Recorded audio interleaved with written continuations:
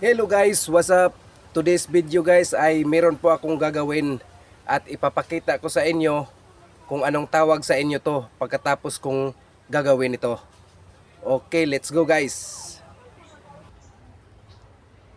At ito na siya guys, isang kahoy. At titingnan nyo guys kung anong gagawin ko nito.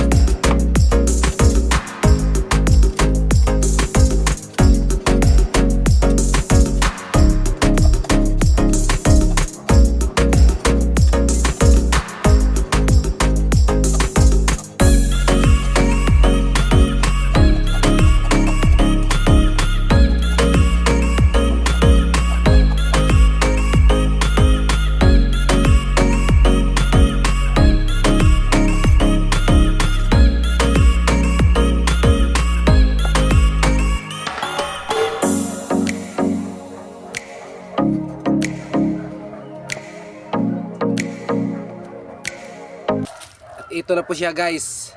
Anong tawag sa inyo to?